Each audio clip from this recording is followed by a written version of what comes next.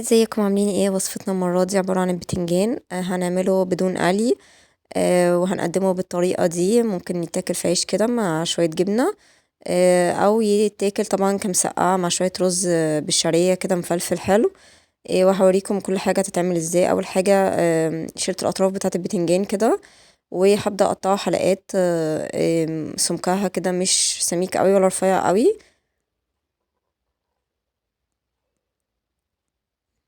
اهو السمك ده مناسب جدا.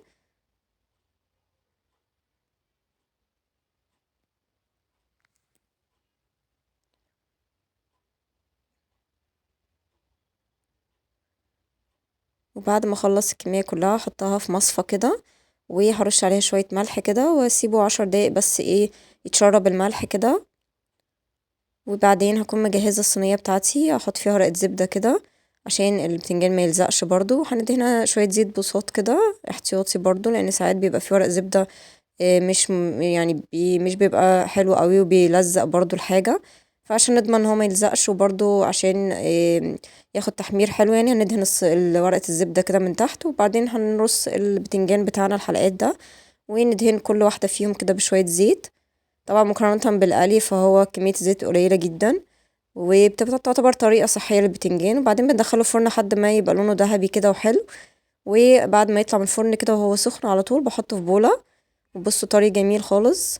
هحطه في بولة وهو سخن كده، وهجيب بعد كده معلقة كبيرة من الكمون، وهضيف عليها معلقة كبيرة من الثوم المفروم، وهقلبهم كده واعجنهم كويس الخلطة دي. انا طبعا ما عملتش الخلطة دي، هحطها على نص الكمية او كمية بسيطة من الحبة اللي عملتهم. مش هستخدم الكمية كلها في الخلطة دي، عشان الكمية اللي من غير خلطة دي هستخدم بيها المسقعة بعد كده. لكن الكمية اللي هعمل بيها الخلطة دي هي دي اللي ممكن ناكلها بعيش. تمام. واهم حاجة يكون البتنجان سخن، ونحط عليه الخلطة دي كده ونقلب كويس خالص. وهنضيف نقطة زيت كده برضو وهو سخن، وعشان بس ايه الخلطة تدوب كده، وكل حاجة تدوب مع البتنجان وتبقى متشربة كويس من الخلطة دي.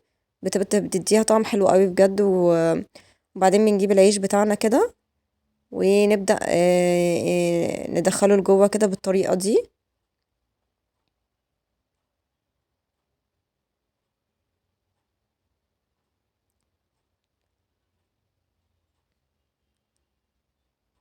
وبعدين بحب احط كده معلقة صغيرة من جبنة، الجبنة البيضة، يعني اي نوع جبنة بيضة انتوا بتفضلوه يعني.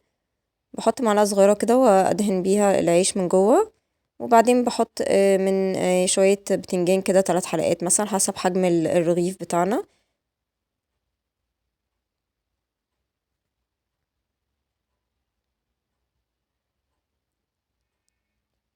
ما نكترش قوي، يعني دهنة بسيطة كده من الجبنة. وابدأ اوزع بقى الحلقات البتنجان بتاعتي اللي تبلتها بالكمون والثوم المفروم وشوية الزيت. المهم ان هو يكون بس نعمل الموضوع ده وهو سخن عشان يتشرب كويس من الخلطة دي. تمام. بعمله بالطريقة دي كده، وبيطلع سندوتش رائع وجميل جدا، وبيبقى بالمنظر ده، وبيبقى خفيف قوي. وبعدين بقى هنبدأ نعمل المسقعة. اول حاجة الحلة السخنة بتاعتي هضيف عليها معلقة كبيرة من السمنة. تمام. طبعا هي بتسيح بسرعة خالص عشان الحلة سخنة. وبعدين اول ما السمنة تدوب تماما هنزل بالثوم المفروم. هضيف معلقتين كبار من الثوم المفروم حسب الرغبة. طبعا عايزينها معلقة عايزينها معلقتين حسب حبكم للثوم يعني. انا بضيف معلقتين كبار كده لان انا بحب الثوم يبان يعني في الاكل عامة يعني، وكمان في المسقعة بيبقى حلو قوي. وهنفضل نشوح فيه بقى لحد ما يبقى لونه ذهبي تماما. بس ما نحاول ما نسرحش يعني، عشان هو بياخد يعني زي 10 دقايق كده، ما نسرحش بس عشان هو اول ما بيبدأ يتحمر بيوصل بقى المرحلة بعد التحمير كده ان هو بيتحرق يعني. فناخد بالنا يعني، نقلب كده باستمرار من حين لآخر كده لحد ما يبقى لونه حلو كده وذهبي زي كده. ونروح نازلين على طول بعصير الطماطم بتاعنا.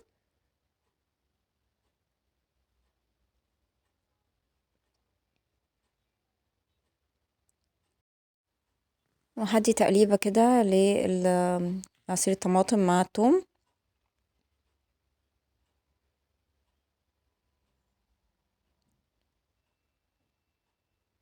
وبعدين بضيف زي معلقتين كبار من الخل كده،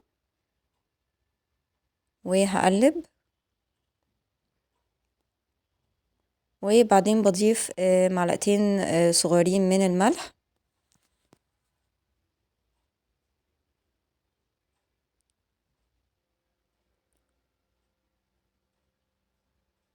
وهضيف معلقتين صغيرين من الكمون،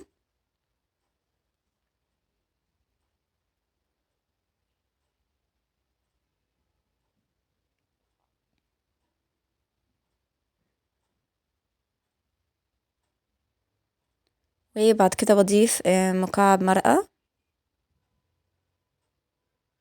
وهقلب الحاجات دي كلها كده.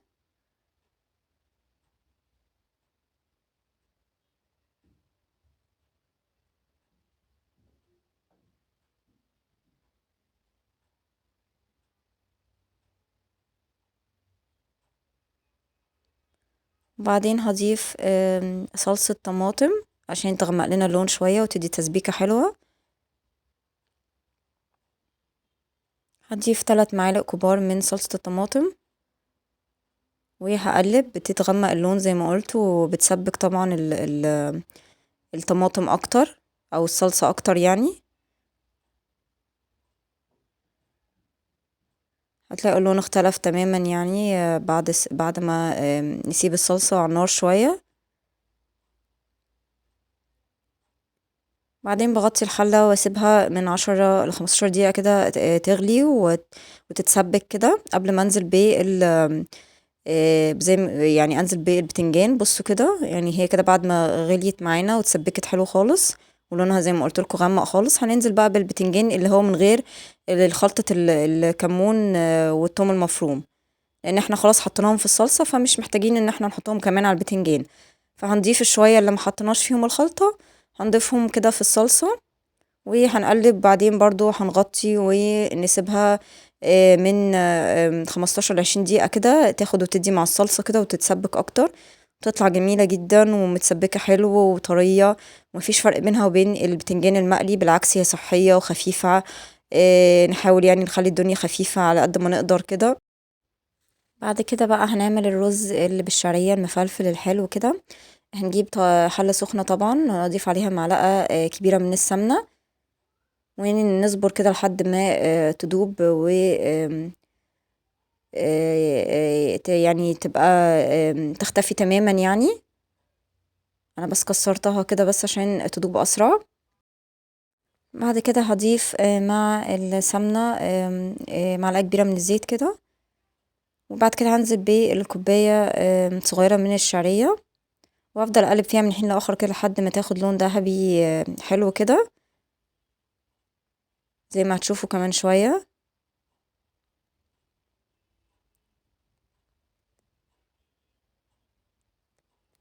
تمام كده، اخدت اللون الذهبي الحلو خالص كده، وهنروح نازلين بقى بالرز بتاعنا.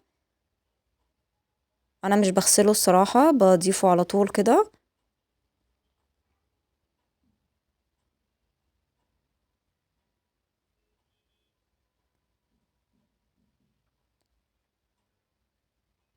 يعني كده نزلت بكيس من الرز، وهقلبه كويس مع الشعرية عشان تتوزع كويس مع الرز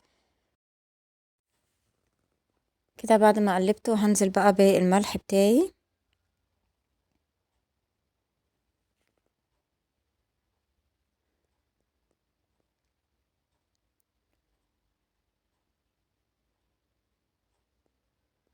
هضيف معلقتين صغيرين كده من الملح، وبعد كده هضيف برضو معلقتين صغيرين من الفلفل الاسود.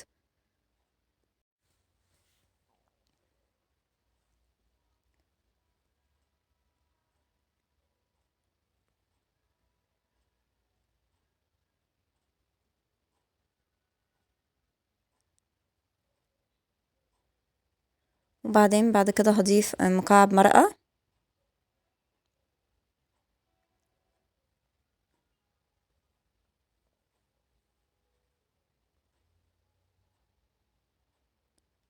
وهقلب كل حاجة مع بعض كده.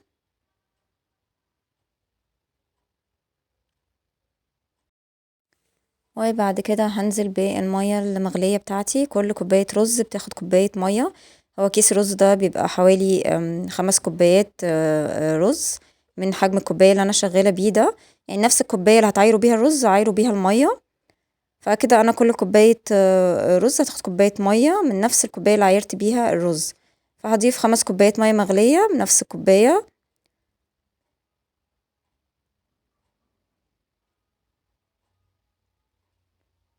وهقلب كده كويس. وبعد كده هغطي الحلة واغطي النار. اسيب الرز كده على نار هادية، مش عالية قوي ولا قليلة قوي، يعني نار كده متوسطة، مش هادية قوي ولا عالية قوي، لمدة من 25 ل30 دقيقة. وهيبقى استوى وحلو خالص ومش هيعجن ان شاء الله. بيطلع مظبوط وكويس خالص. المهم نمشي على كمية المية اللي قلنا عليها دي. وبس كده. وبعد كده بنقدمه بقى مع المسقعة اللي عملناها كده، وبيطلع بالمنظر الجميل ده.